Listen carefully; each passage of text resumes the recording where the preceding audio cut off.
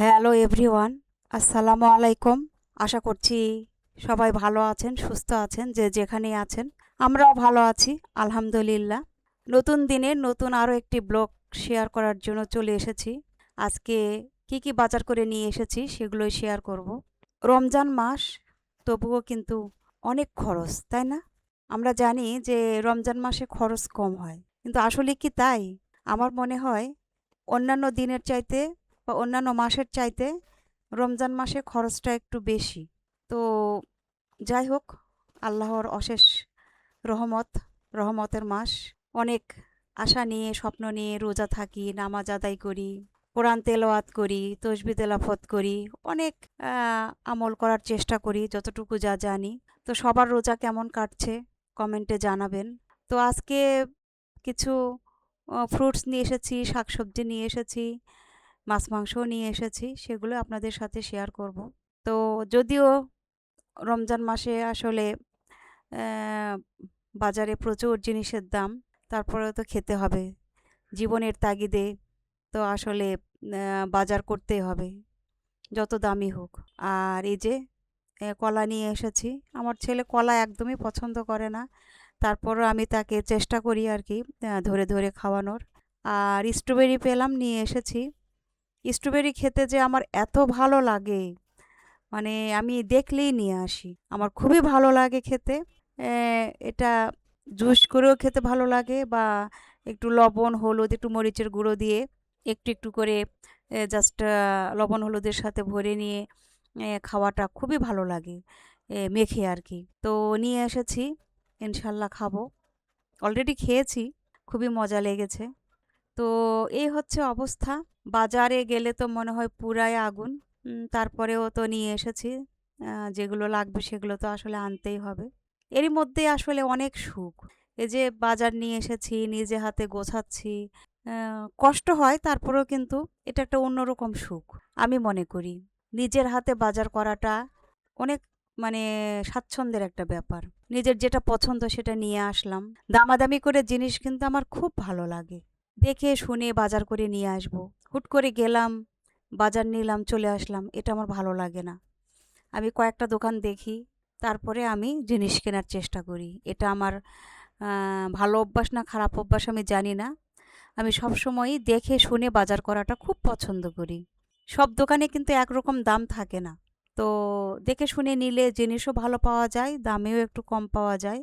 তো এটাও কিন্তু সাশ্রয়ের একটা দিক।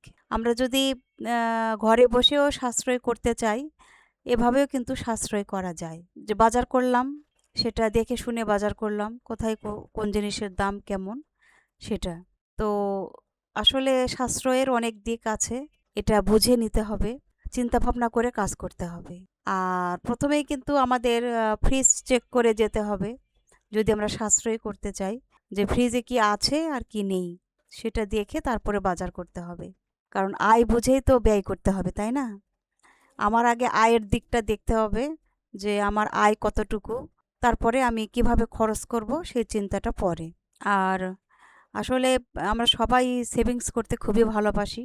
শুধু সেভিংসের ভিডিও দেখতে ভালো লাগে এটা করলে কিন্তু চলবে না। সেভিংস করতে হবে। ঘরে বসেও কিন্তু এভাবে আমরা সেভিংস করতে পারি। একটু দেখে শুনে যদি বাজার করি, চিন্তা ভাবনা করে বাজার করি, সব কিছু যদি হিসাব মতো খরচ করি, তাহলে কিন্তু এভাবেও সেভিংস করা যায়। তো একজন গৃহিণী কিন্তু ও সবই পারে। যে রাঁধতে পারে সে চুলও বাঁধতে পারে। তো এই যে এখন সব কিছু তো টাইডি করে রেখে দিলাম। দেওয়ার পরে চিকেনগুলো এখন আর আমি ওভাবে কাটতে পারবো না, কারণ কাটার সময় নেই। রোজার দিন বাজার টাজার করে নিয়ে এসেছি। এগুলো ঠিকঠাক করে নামাজা গোসল করতে হবে, নামাজ আদায় করতে হবে, কোরআন শরীফ পড়তে হবে, তসবিহ তেলাওয়াত করতে হবে। অনেক ইবাদত বন্দিগি আছে, সেগুলো তো করতে হবে, তাই না? শুধু খাওয়া দাওয়া নিয়ে পড়ে থাকলে তো আর চলবে না। আমরা সারা বছরই খাই, সারা বছরই তো খেতে হবে। আর আল্লাহ রহমতে যে রমজান মাস পেয়েছি, এটাকে তো অবশ্যই কাজে লাগাতে হবে। আমরা দেখতে দেখতে কিন্তু মাগফিরাতের দিনগুলো শেষ করেছি, রহমতের দিন শেষ করেছি, এখন নাজাতের দিন শুরু হয়েছে। তো এই নাজাতের দিনগুলোতেও তো আমাদের এভাবেই ইবাদত বন্দেগী বেশি বেশি করতে হবে, আল্লাহর কাছে ক্ষমা চাইতে হবে। মানুষ যখন, তখন আমাদের মধ্যে অনেক রকম ভুল ত্রুটি গুনাহ এগুলো থাকবেই, এটাই স্বাভাবিক। তো আল্লাহর কাছে চাইলে অবশ্যই আল্লাহ আমাদের ক্ষমা করে দিবেন। আর আমার দ্বারা যদি কারো মনে কোনো দুঃখ বা কষ্ট লেগে থাকে, আমার কথাতে যদি কেউ কষ্ট পেয়ে থাকে, তাহলে আমি সবার কাছে ক্ষমা চাচ্ছি, আমাকে ক্ষমা করে দিবেন। কারণ মানুষের ভুল ভ্রান্তি তো হতেই পারে, যেহেতু মানুষ। তো যদি কারো মনে কখনো আঘাত দিয়ে থাকি, কষ্ট দিয়ে থাকি, তাহলে প্লিজ আমাকে ক্ষমা করে দিবেন। কারণ আজ আছি কাল নেই, কখন এই পৃথিবী ছেড়ে যেতে হবে তার কোনো সঠিক সময় নেই। আল্লাহর যখন হুকুম হবে তখন সবাইকে এই পৃথিবী ছেড়ে যেতে হবে, এটাই স্বাভাবিক। তো আমিও যেহেতু মানুষ, আমাকেও একদিন এই পৃথিবী থেকে যেতে হবে। তো যদি কারো কাছে কোনো ভুল অন্যায় অপরাধ করে থাকি, আমার দ্বারা যদি কেউ কষ্ট পেয়ে থাকে, কারো মনে যদি আমি দুঃখ দিয়ে থাকি, তাহলে আমি ক্ষমা চাচ্ছি, আমাকে প্লিজ ক্ষমা করে দিবেন। আমি সবসময় চেষ্টা করি ভালো থাকার এবং মানুষকে ভালো রাখার। অনেক সময় অনেক উটকো ঝামেলা আসে, মানে অযথায় একটা ঝামেলা সৃষ্টি করার জন্য অনেক মানুষ আছে, যে তারা ঝামেলা করার জন্যই শুধু আছে, ঝামেলা করতে চায়। তো দেখা যায় এমন একটা কথা বলে বা এমন একটা কথার সৃষ্টি করে, তো বাধ্য হয়ে মানুষ রাগের মাথায় অনেক কথাই বলে। পরিস্থিতির শিকার, পরিস্থিতি যদি বাধ্য করে, তখন কিন্তু মানুষ রাগের মাথায় অনেক কথা বলে। অনেক সময় দেখবেন যে অপরপক্ষ বলে যাচ্ছে, আপনি শুনে যাচ্ছেন, কিন্তু বারবার তো আসলে তার কথাই যে শুনতে হবে এমন তো না। তো সবসময় শুধু ভিজা বিড়ালের মতো চুপচাপ থাকলে তো চলবে না, মাঝে মাঝে কিন্তু একটু হুঙ্কারও দিতে হবে। কারণ সবসময় শুধু আপনি অন্যের কথা শুনবেন তা কেন? আপনি তো এতটা নগণ্য না যে মানুষ আপনাকে বলবে আর আপনি শুধু শুনবেন, তা তো কখনোই হতে পারে না। তো যাই হোক, মানে আমি যদি কাউকে দুঃখ দিয়ে থাকি, কাউকে কষ্ট দিয়ে থাকি, তাহলে প্লিজ ক্ষমা করে দিবেন।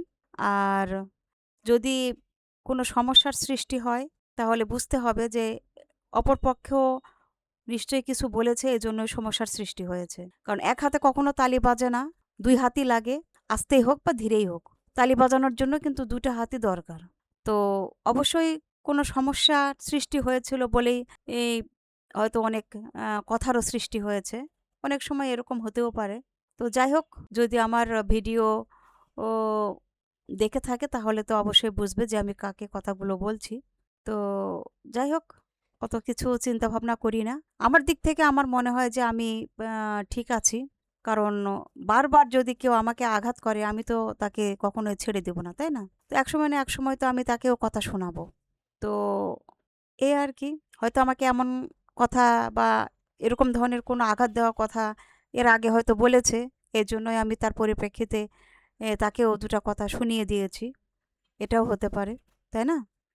তো বলার জন্য বলেছি, কারণ অনেক সময় মানুষ একতরফা বলতেই থাকে। তাকে চুপ করানোর জন্যও কিন্তু একটু কথা বলতে হয়। যদি তাকে চুপ না করানো যায়, তাহলে কিন্তু সে কথা বলতেই থাকবে, বলতেই থাকবে। এতটা তো হচ্ছে সুযোগ দেওয়া যাবে না, তাই না? একজন বলতেই থাকবে, তার কথা শুনতেই থাকবো। আর সুযোগ পাবে যখন সে আবার, তখন সে তখন আবার কথা শোনাবে। এটা তো কখনোই হতে পারে না। তো যাই হোক, অনেক কথাই বলে ফেললাম। যাকে বলেছি সে তো নিশ্চয়ই বুঝতে পারবে। তো ভিডিওটা দেখেন যদি ভালো লাগে। আর যারা দেখছেন, অবশ্যই তাদের কাছে একটা হার্ডলি রিকোয়েস্ট থাকবে যে আমার ভিডিওতে একটা লাইক দিয়ে দিবেন। আর যারা চ্যানেলটি সাবস্ক্রাইব করেননি, প্লিজ সাবস্ক্রাইব করে দিবেন।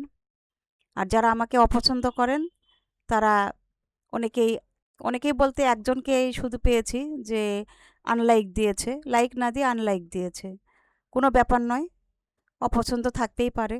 তো যাই হোক, তাতে আমার কোনো দুঃখ নেই। আর আনলাইকটা কে দিয়েছে সেটাও আমি জানি। আমি এতটা বোকা নই। তো এটুকু বোঝার ক্ষমতা আছে। তো সবাই ভালো থাকবেন, সুস্থ থাকবেন। সবার জন্য দোয়া, শুভকামনা। যে যেখানে ঈদ করতে গিয়েছেন, সহি সালামতে আবার গন্তব্যস্থানে ফিরে আসেন। সবার জন্য দোয়া থাকবে। আমাদের জন্যও দোয়া করবেন। আমরাও যেন ভালোভাবে ঈদ করতে পারি। স্বামী সন্তান নিয়ে যেন সুখে শান্তিতে জীবন কাটাতে পারি। জীবনটা আসলে অনেক সুখের, যদি আমরা সেটা ধরে রাখতে পারি। তো যাই হোক, সবাই ভালো থাকবেন, সুস্থ থাকবেন, আমাদের জন্য দোয়া করবেন। আপনাদের জন্য দোয়া, শুভকামনা। আজ এ পর্যন্তই। কথা হবে নেক্সট কোনো ভিডিওতে। আল্লাহ হাফেজ।